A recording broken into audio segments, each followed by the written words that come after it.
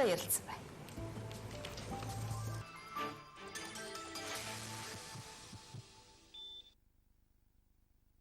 Өдрийн мэдрэг үзэгчтэй бид Цөмийн нэрийн газрын дарга тэгш баяртай ярилцах гэж байна. За бидний ярилцах сэдв бол цаг үеийн асуудлаар ярилцах гэж байгаамаа. Ер нь бол өнгөрсөн хугацаанд эзэн зүү гэдэг хөтөлбөр хэрэгжлээ шүү дээ. Энэ тал дээр өөрөнд Цөмийн нэрийн газар баггүй ажил хийсэн гэж сураг сонсогдлоо. Та нэг яг ямар ажил хийсэн тодорхой ажлуудаа бас хэлээч, яриач бидэнд бас танилцуулж өгөөч. Яг хоёр нь олон ажил хийсэн. Зөвхөн 1 2 3-ыг танилцуулъя л.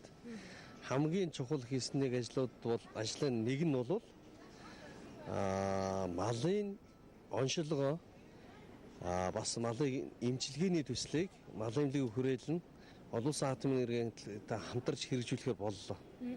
Ингэснээр жишээлбэл бид малын эрүүл малын мах эднэг гэдэг бол бидний ходоод эрүүл байна, бидний өөрсдөө эрүүл байна. Энэ бол үндэсний аюулгүй байдалтай ч холбоотой асуудал болж байгаа.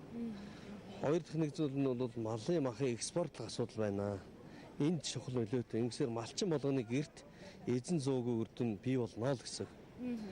За хоёр дахь нэг зүйл нь бол ураны ордууд ураны салбарт ажилладаг компаниудад тохиолж байгаа бэрхшээлүүдийг арилгах гэсэн тийм заалт байгаа. Энэ заалтын хүрээнд бол нэмрээ орд, 3 булгийн ордын тэзүү хилцүүлж батлуулсан. Энэ бол маш чухал шийдвэр болсон. Гэх мэтлэн одоо ийм олон ажлуудыг хийлээ дээ. Малын дээр эрүүлжүүлэх хөтөлбөрийг бодлоо тодорхой яриач хизэнээс эхэлж хэрэгжих боломжтой байна. Ерөөсөө энэ эрүүлжүүлэх хөтөлбөр одоо эхэлчихэж байгаа. Энэ эрүүлжүүлэх төсөл гэж байна. Тэр нь юу гэхээр зэрэг энэ малыг онцлох. Энэ цөмийн технологид суурилж малын өвчнийг онцлох энэ төсөл байгаа юм л да. За энийг гарын сурчсан одоо төслөө эхэлж байна.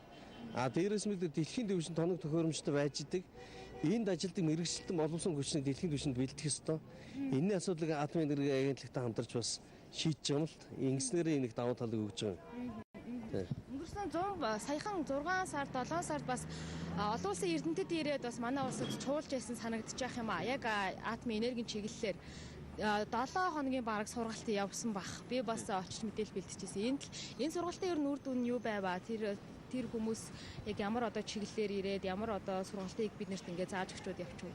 Яг урд нь төлөвлөгчсэн боловч энэ 100 хоногийн хүрээнд бас бид нар яг энэ жилийн хугацаанд бол нэг 10 гаруй яг 100 хоногийн хүрээнд нэг 8 олон улсын хурал сургалт зохион байгууллаа. За ингэснээр бид ямар үр дүн авч байгаа нөхөр зэрэг хүмүүсээ гадагшаа жишээл 10 хүн явуулж бэлдснээс энд олон улсын сургалтыг зохион байгуулчих юм бол тэр хүмүүсийн бол сурах зарлаг хэмнэгдэж байгаа. Дээрээс энэ тоног төхөөрөмжлөөр ажиллаж байгаа энэ хүмүүс маань зөвхөн юу гэдгийг ганц салбар биш, эмнэлгийн чиглэлээр ажиллаж байгаа хүмүүсийн чадхыг сайжруулах сургалтыг зохион байгууллаа. Цөмийн технологи ашиглаж бас дээрээс нь уулуурхай чиглэлээр ажилладаг энэ лабораториудад ажилладаг хүмүүсийн чадхыг сайжрууллаа. Олон улсын эрдэмтдийг авчирч хамтарсан сургалт зохион байгууллаа. Дараагийн нэг асуудал нь бол малын эмнэлгийн чиглэлээр ажиллаж байгаа, эмчилгээ онцлогын чиглэлээр ажиллаж байгаа хүмүүсийн чадварыг сайжруулах сургалтуудыг бас хийж байна. Гэх мэтлэн ерөөсөө хүнээ чадваржуулах гэдэг асуудал чинь хамгийн чухал асуудал байна. Энэ чиглэл дээр бол түүхэндээ анхудаа бид нар энэ хагас жилийн хугацаанд 8 олон улсын хурал зохион байгуулад байна. Энэ жил нийт 16 олон улсын хурал зохион байгуулна. Энэ бол түүхэн ач холбогдолтой зүйл болж байгаа юм. Хөрөнгө оруулагчдыг бол өөрсдөө татна гэдэг байгаа тийм ээ. Танай байгууллагын зүгээс бол гэтэл магадгүй нөгөө талд энэ чинь ингээ байгаль орчин сүйтгэхэд байна гэдэг нотлогоогүй янз бүрээр ярьж байгаа хүмүүсийн тоо бол нэмэгдээл байна л да. Юу гэдэг чи жишээ нь Арайба Сүхбаатарын онгон суманд дахиад байгаль орчин сүйтгэхэд хэллээ гэдэг мэдээлэл яваад эхэлсэн байна. Энэ тал дээр та ямар хариулт өгөх вэ? За тэгэхээр энэ хөрөнгө оруулагчдыг татах асуудал бол зөвхөн манай агентлагийн асуудал биш. Монголын асуудал. Дэлхийд ирчигтэл хөрөнгө оруулагчдыг татах мөрөөдөл байдаг. Энэ ажил. Тэгэхээр зэрэг нэгэнтээ хөрөнгө оруулагчдыг авчирээ та нарыг хамтарч ажиллая гэдэг ингээд аваад ирсэн хойно нотлохоогүй зүйлээр мэрэгжлийн хүний ямар нэгэн албан ёсны дүгнэлтгүйгээр хэн нэгэн хүмүүс зүгээр л нэр хүндэд нь халддаг энэ асуудлууд бол хэл хязгаараа алдлаа л да. Зөвхөн манай салбар биш юм. Уул уурхай салбарт бид нар сая лиценз өгье гэж шийдвэр гарч байна. Хөрөнгө оруулагч татъя гэж байна. Бид бол Монголын эдийн засаг ер нь тодорхой хэмжээгээр уул уурхаас хамааралтай байна. Ийм үед бол жишээ нь уул уурхай компаниуд нэр хүндэд дуртайг нь халдаад байдаг энэ зарчим болох ёстой. Нэг хоёрдугаарт бол сая энэ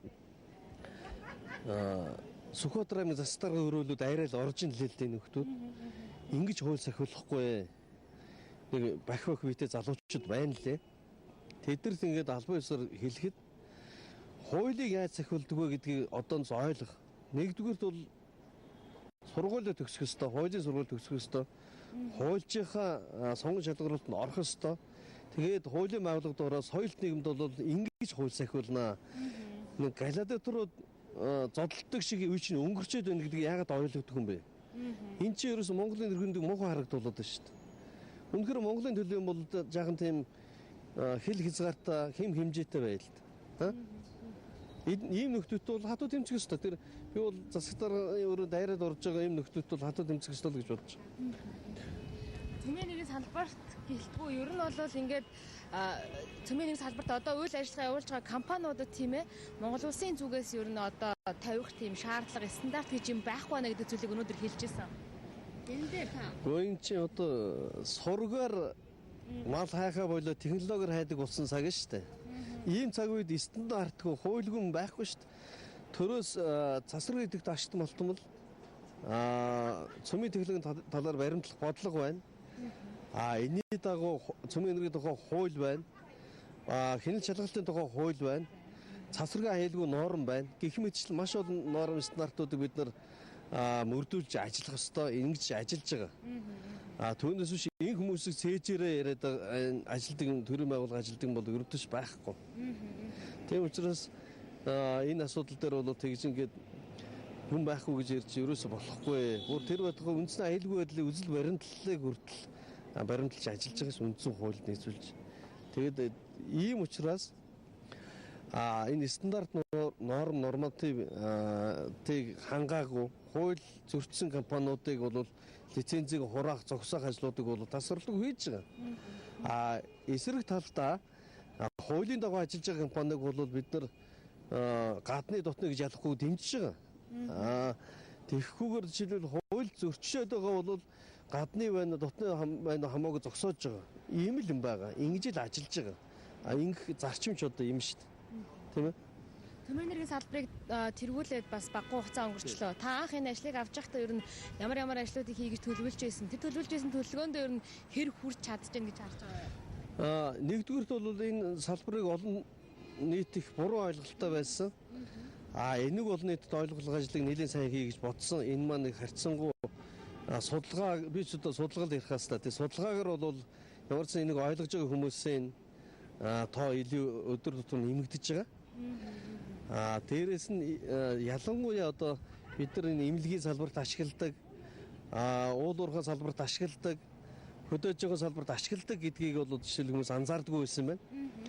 Жишээлбэл Эрдэнэт үйлдвэр бол Монгол улсын хамгийн том уурхай Азийн хамгийн том зэсэн уурхайнуудын нэг л дээ. Энд бол хамгийн олон цөмийн өсгөөрийг ашиглаж хамгийн их цөмийн технологиг хэрэгжилж байгаа.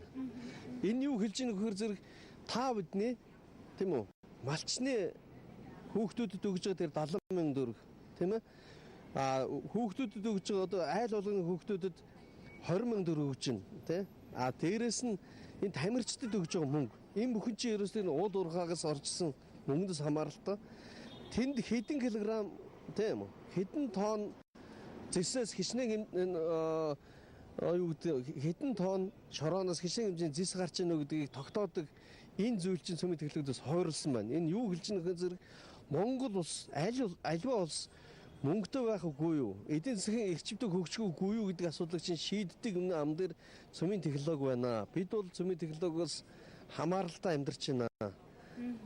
Дээрээс нь юу гэдгийг одоо жишээлбэл наран дээр цөмийн дэлбэрэлт цөмийн одоо урвал явж байна. Энээс гар цацраг бид нар цацрагийн фондоор амьдарч байгаа. Зүгээр энэ цацраг фонд их байна уу бага байна уу гэдэг л асуудал байгаа. Энэ юу гэж энэ стандартыг бариулах тухай асуудал байгаамаа. Энийг бол бид хийж хэлж байгаа. Зүгээр өөрөөр хэлбэл олон дүнд хүргэх ойлгуулах ажлыг чухал юм байна. Нэгд ойлгоо хүлээгээд авчих юм бол дараагийн асуудлууд байна л та. Дээрэс нь бол би хайгууллын асуудлыг бол нэлээд сайн одоо Монгол улсын хөрсдөр хичнээн хэмжээний уран байна гэдгийг бол тогтоосон улсын хэмжээний энэ одоо асуудлыг шийдэх гэсэн бодолтой байгаа. Одоо яг үргэлжилж байгаа. Гэхдээ энэ хайгуулын ажлыг зөвхөн тэгшвэр гарч ирэх хийлгэх гээд байгаа юм биш ээ. 51 жил хайгуул хийсэн энэ хугацаанд хийж ирсэн хайгуулын үр дүнгээр сая ордууд тогтоогдож байна. Энэ тогтоогдсон ордуудыг бол ашиглах ёстой. Ураны уурхаатаа ураны ордтой болно гэдэг бол улс орнуудын хувьд бол мөрөөдөл ажил байдаг байхгүй да. Зарим улсууд хичнээн хүсээд тэднийд ураны уурхаа нээх хэмжээний тийм одоо уурхаа байгуулах хэмжээний баялагтай байхгүй байна л. Түүнээс чи витрээр сууж байгаа энэ газар доороос 1 тонн шороо авахд бол 1-ээс 10 кг тийм ээ. Уран одоо уран зүгээр л байж идэг байхгүй да. Тэ 1 кг уран юу гэдэг одоо 1-ээс 10 г уран байж л идэг л зүгээр хаанаас авахд уран байж байгаа. Энэ илүүгүй байдаг зүйл. Түүнээс нөгөө сүүлийн үед яриад байна л ураангүй Монголын хөдөлгөөн гэж яриад байна. Угаасаа арбан баялаг ураантай энэ дэлхий дээр амьдарч иж ураангүй Монгол гэдэг чинь нэрнээс эхлээ логихгүй, нэрнээс эхлээ мэдлэггүй ийм ажил хийчихэд энэ салбарт хөрөнгө оруулагчдын нэр хүндлөө халдаад байдаг бол энэ нөхдүүдтэй бол хатуу томцох ёстой гэж харж байгаа. Тэ. Тэгээд ер нь зүгээр шууд хэлэхэд бол сая хэвлэн магуурлал гэж хүмүүс харсаа тэнд нэг физикч хүн нэгч байхгүй байна. Физикийн хичээл залгасан хүн нэгч байхгүй байна. Тэгэхээр тэр одоо тэнд цагуурч хүмүүс жүжигчин хүмүүс бол цагуураар жүжигчин хийлд физикч физикээ хий. Ингээл одоо өөрийнхөө мэрэгжлийн юмыг дагнаад явал тэгжиж Монгол хөгжихөөс биш дуртай нь орж ирээд жишээлбэл чи орж ирээд одоо хүн эмчлээд байна гэвэл хүн итгэхгүй. Тэрнтэй адилхан мэрэгжлийн бус хүмүүс энэ салбар руу ингээд дайраад байгаа нь ямар сонирхол байна гэдэг бодлыг бас эргэлзээ төрүүлж байгаа гэдэг бас хэлмээр байна те. За баярлалаа танд амжилт хүсье. Баярлалаа танд. За үзэгчдээ бид Цөмийн нэрийн газрын дарга тэгш баяртай цаг үеийн асуудлаар ярьлаа. Анхаарлаа хандуулсанд баярлалаа.